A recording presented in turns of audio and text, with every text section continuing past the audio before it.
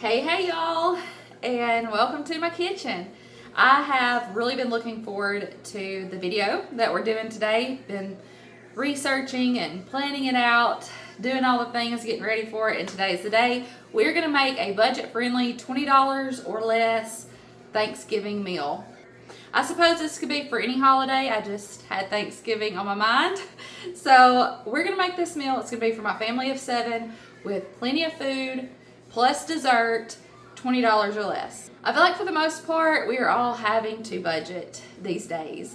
Things are expensive. Food is expensive, but we still want to make these special meals and do these special things for our family. We just got to do it on a budget. So I'm going to share some ideas with you today of how you can put together a very special Thanksgiving meal for your family for $20 or less. Now, I will tell you, I was hoping to get to Aldi. It just didn't work out. I was already going to Walmart this week. I got my things at Walmart.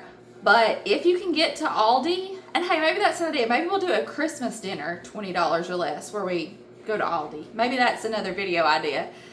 If you can get to Aldi, you can cut even more off the budget, because I know things like their cranberries and their butternut squash are really on sale right now. I also figured in some things like eggs and sugar, which a lot of us probably have in our pantry already. So if you already have those things, you can, again, take even more off the budget. We're gonna do this very much vlog style. I'm just gonna invite you into my kitchen to hang out with me for a little while. Is that all right? Kids are playing, things are going on. Just come and cook with me in the kitchen for a little while today. Audrey is actually also going to get in here with me today in the kitchen. She's gonna share with you a pumpkin pie recipe. I'm sure she'll help me with some other things as well, but she has been making a delicious pumpkin pie. And y'all, I don't even like pumpkin pie, but I love this, and she's going to share that recipe with you. Audrey's grabbing some things out, and we preheated the oven to 425. That's the temperature we're going to start on. This is all you need for the pumpkin pie, just a few simple ingredients. Pie crust, sweetened condensed milk, a can of pumpkin, pure pumpkin, 2 eggs, and some pumpkin pie spice.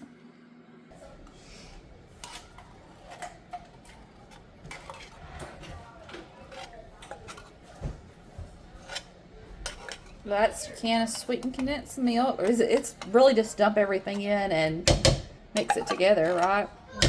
Is it a teaspoon of the pumpkin pie spice? I don't know.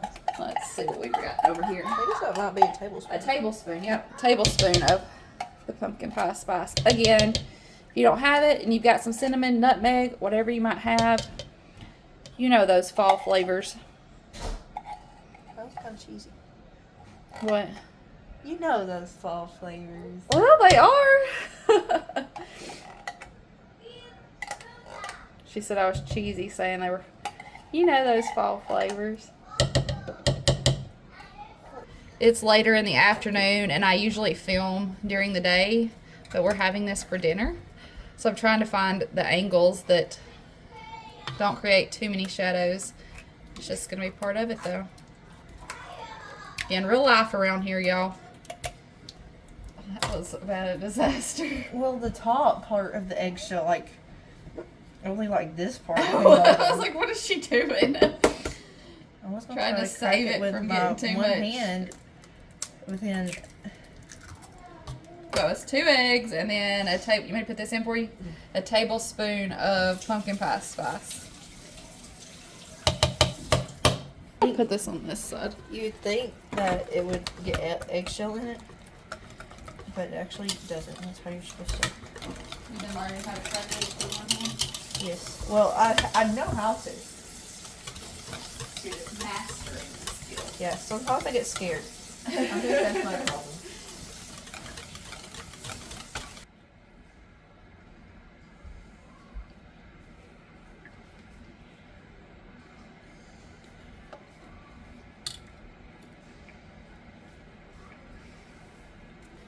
This is what it looks like before it goes in the oven, and the last time she made it, you did 425 for 15 minutes, and then reduced it to 350.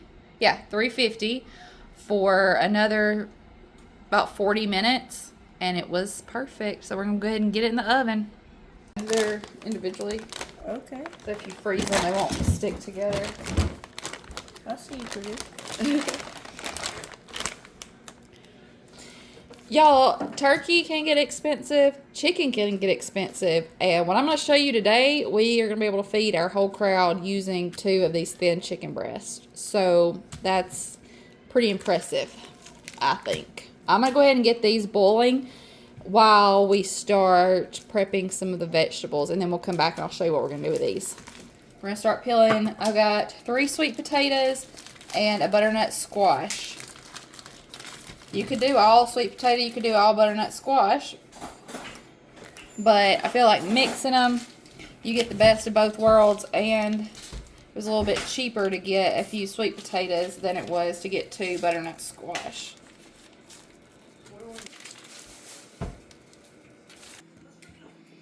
I'm cutting up my butternut squash.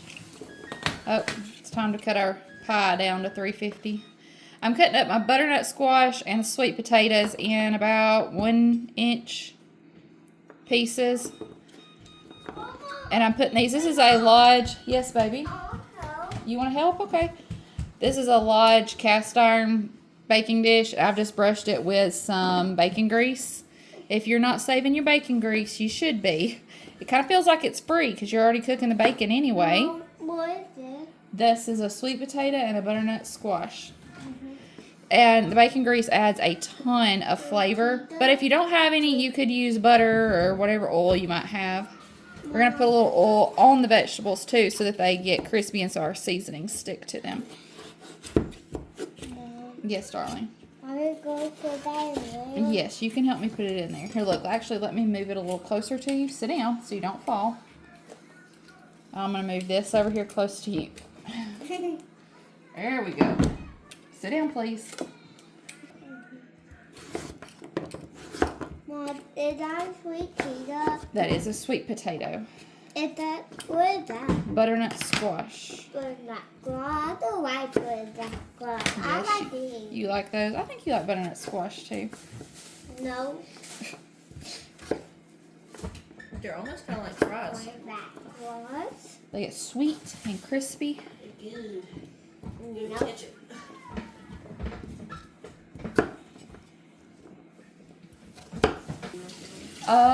Let's do salt and pepper and maybe some oregano. That one. That one.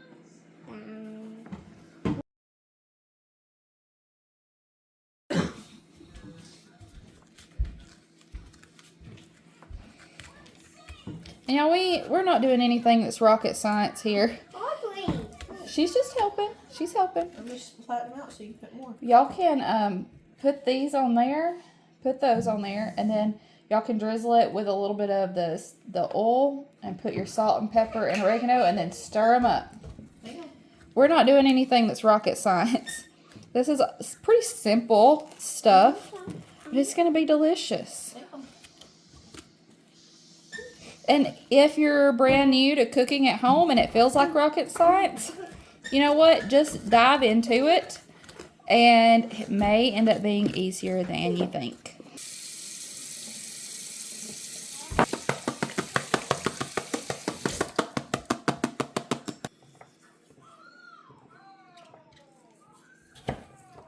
In the thing. Yep. And then sprinkle it all over it.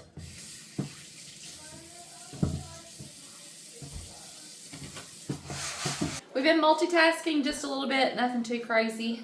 While our chicken was cooking, well, first up we got our pie in the oven. While that's baking, we had our chicken boiling. We got our vegetables ready. I'm going to put my green beans in the same pot that my chicken's cooking in, so I need to wait on that to get done before I start my green beans. And I want to be able to put my vegetables and our chicken stuffing balls. Audrey said we need to call them Thanksgiving meatballs. I want to have those ready to go in the oven once the pie comes out. But not quite. Like I said, I got to let my chicken get done before we can keep moving on that. One thing I can do right now is I have this packet of chicken gravy mix. All you do is mix it with a cup of water and bring it to a boil. I need to have that ready for our Thanksgiving meatballs, as we're calling them. So we can go ahead and get this ready.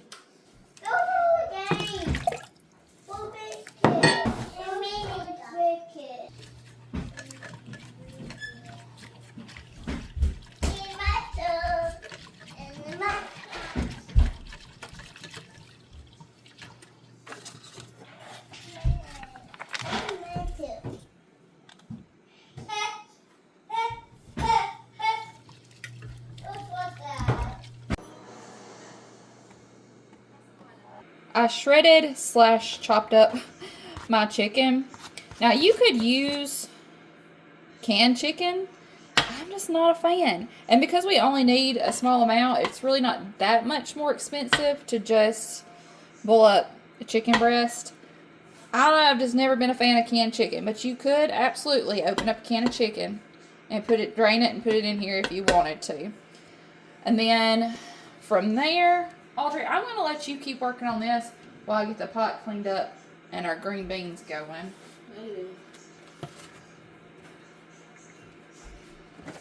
She's going to put in 2 boxes of Great Value chicken stuffing and a half a stick of melted butter, or a 1/4 cup of melted butter. If you ain't got it, you don't have to put it in there, but I had it and it'll add some extra flavor. And then we're going to start with 2 cups of water and we'll check the consistency. If you're not using butter, you may have to use a little extra water.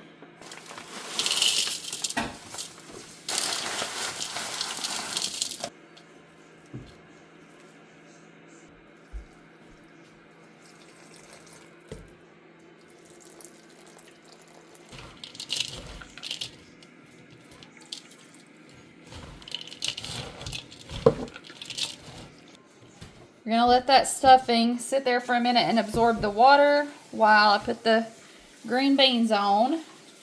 So I've got 2 cans of Great Value green beans. Like 50 cents a can. And we are going to put some of that bacon grease in them that I've got, because I'm telling you, it adds so much flavor. If you're not saving your bacon grease, how many times can I say it? You need to be. I have this. Let me show you my container I've got. My mama got me this container here to put bacon grease in. It has a little filter that goes on the top that you can pour it through. And I leave it sitting on my counter. Every so often I clean it out and we start fresh. You can keep it in the refrigerator if you wanted to. I've just always seen bacon grease kept out. And then we use it for so many things. I'm going to add some into these green beans. I do have this in my Amazon storefront under, it's either under favorites or homesteading. I think it's under favorites. I'll put all that down in the description box. I'm going to use the same seasonings that we put on our, what are they called? Butternut squash and sweet potatoes. Some salt, pepper, and oregano. It looks like we've probably timed this just right, because the pie has 1 minute left. And then our vegetables and our stuffing can go into the oven. I'm just going to scoop this out, form it into some balls, put them in my baking dish. Then we'll drizzle that gravy over the top. And they'll be ready to go in the oven.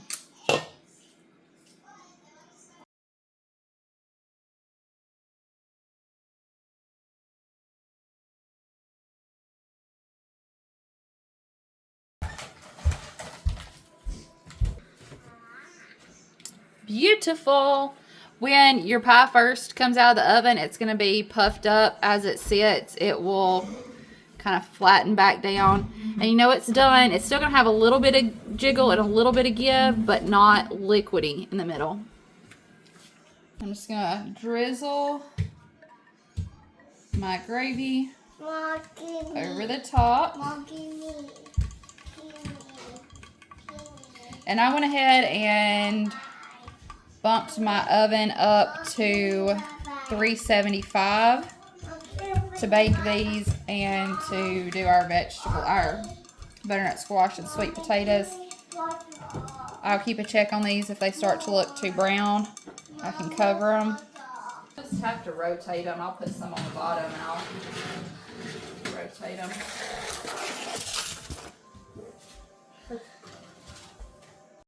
I put my roasted veggies and the stuffing balls in the oven at 375 degrees Fahrenheit for 25 to 30 minutes. I took the stuffing balls out. They were done, and I cranked up the temperature to 425 degrees Fahrenheit and let those veggies roast for just another about 8 minutes to get nice and crispy. The last thing that I kind of need to work on here is the cranberry sauce. It does not take it long to come together, and if you've never had homemade, I know some people are like, it needs to be the cranberry sauce that you get out of the can. You can see all the little lines. No, y'all. I'm a homemade cranberry sauce girly. Super easy. So I've got a 12-ounce bag of cranberries that I rinsed. I have in the past done half water, half orange juice. That's delicious. We're just going to do all water today. 1 cup of water, and then half a cup of sugar. You can use white sugar, brown sugar, whatever you got. I've got some cane sugar I'm going to use today.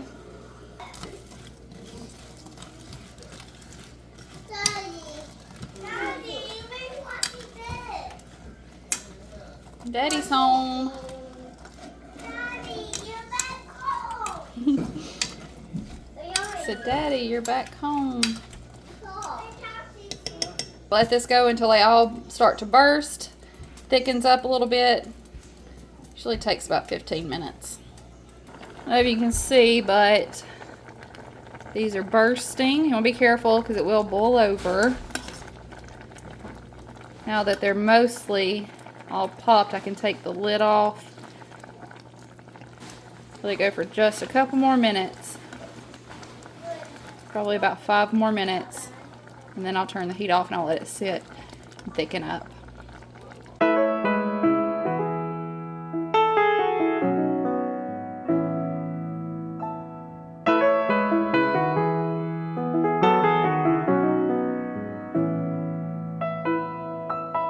Sitting by the fire,